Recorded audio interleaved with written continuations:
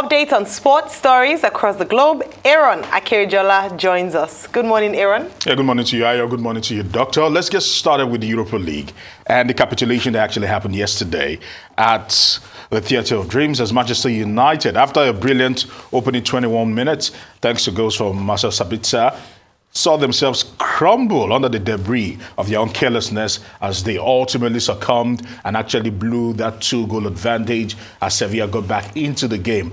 And I must say that one man is the most unlucky man in football, and his name is Harry Maguire.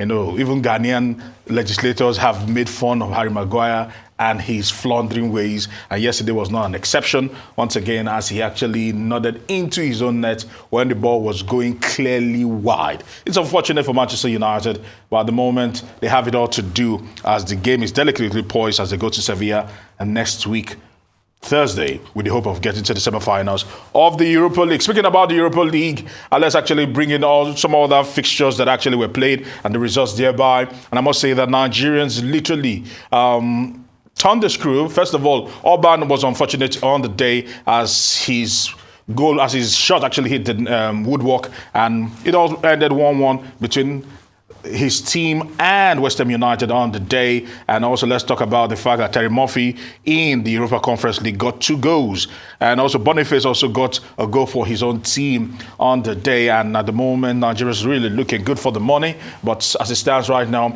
AS Roma have a lot to do because they actually lost yesterday to Feyenoord. As a matter of fact, Feyenoord has beaten 2 Italian teams this season, and kudos to them for what they're actually doing there. But let's see when they travel to the capital to take on AS Roma next week if Jose Mourinho and his charges can turn it around. But let's talk about Sadio Mane. Before we come to the National Stadium, let's talk about Sadio Mane and the fact that Sadio Mane at the moment, he's been suspended for the game between Bayern Munich and Hoffenheim over the course of the weekend. No thanks to the fact that he punched his teammate in the mouth, and that was Leroy Sané, and the club is actually fining him and at the same time suspending him from the game. But he will be available for the selection when Bayern Munich entertain Manchester City in the UEFA Champions League next week, Tuesday. That bust-up did not really end well. It's unfortunate that one played out. And let's talk about Novak Djokovic. Who would have ever thought that probably the 25-year-old will be looking very old on the day? The Monte Carlo Masters, Lorenzo Musetti beating Novak Djokovic, the 21-year-old showing Novak Djokovic how it's been done, and Djokovic was completely stunned. The world number 1 did not know what actually hit him, ultimately succumbing to this. So let's see how it goes. Jackson is still in the offing for Musetti. But in the meantime, the WTA is returning back to China. And there are still question marks about Peng Shuai and her whereabouts. But the WTA seems to have cowered under the pressure of China, as it looks, as they say talks about Peng Shuai will not be surfacing anytime soon.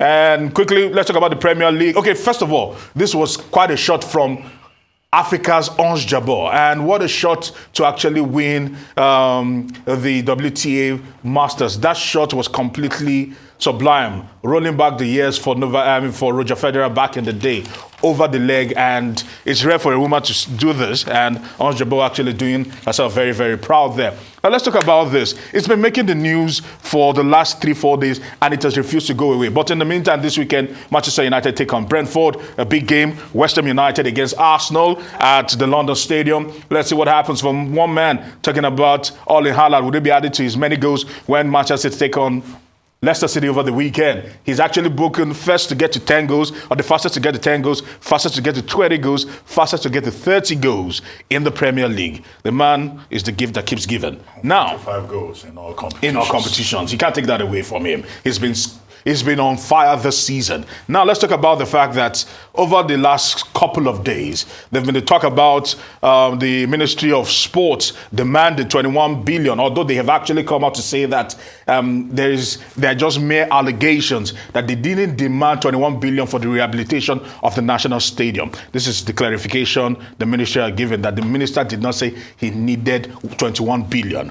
But a lot of people have even gone on to ask questions that what even happened with the whole adopt a stadium initiative that was fronted by the minister. Of course, the Guardian actually did an expose, and they said the National Stadium, a show of shame, field 31 months after. And more questions are even being asked because the project was supposed to be delivered from the Adopter of Projects initiative, where Baba Ijebu gave $1 million for the National Stadium in Lagos, and Dangote gave some millions for the National Stadium in Abuja, now named the MKO Abiola Stadium. And people are asking questions: where did it all go wrong? What is really happening there? Because when you look at it, because there's some pictures that will actually show that there was a board that was actually put in, although the ministry actually talked about the renovation of this particular swimming pool, the National Institute of Sports within the stadium, and also, funny as it sounds,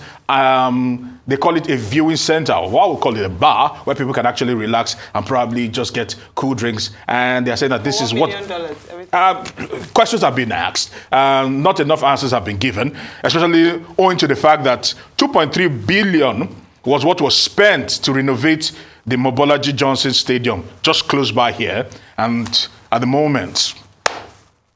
Well, typical Nigerian story. Yeah. I don't think you are presenting this story because you are surprised.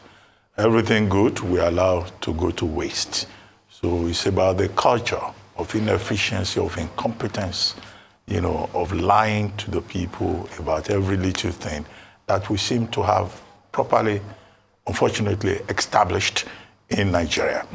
Otherwise, I mean, if you go to other countries of the world, they have stadia, they have sporting facilities. Once upon a time in this country, various stadiums across the country were something to crow about. In Calabar, you have the sports stadium there, which was a cultural center. In Benin, Ogbemudia, you had the Ogbe Stadium.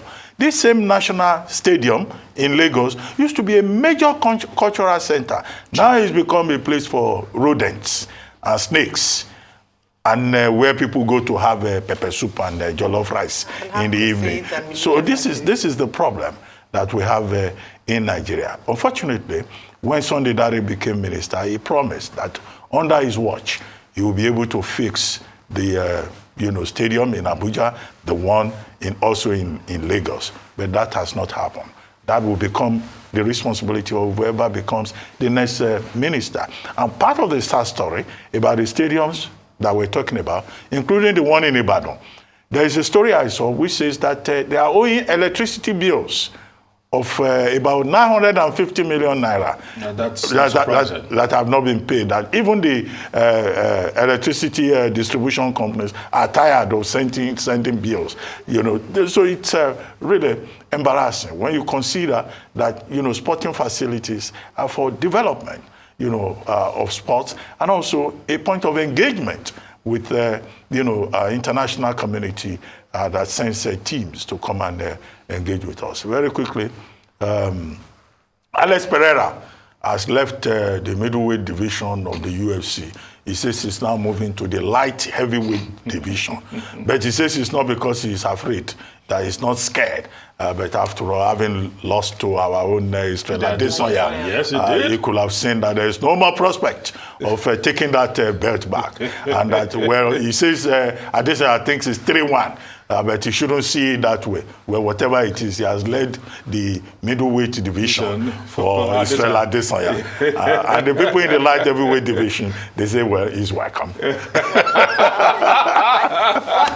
Very quickly, since we've been talking about the Times 100 list, for a woman in sports who's done very well in the last year, Swiatek, being named one of the 100, and justifiably so, had a fantastic season here, #1 ranking in tennis, and also won the US Open and French Open. Great year for her, alongside, of course, Messi and Mbappe, who are not no strangers there. So congratulations for doing it for female sports. Our consistency is quite admirable, because the WTA have been very inconsistent over the years. Since Serena actually stepped back, or probably soft-pedaled, it's been up and down, up and down. Well, it's good to see someone out there dominating. Good one for Swiatek. Well, thank you very much. Always a pleasure, Dr. Aaron. We'll see you again next week.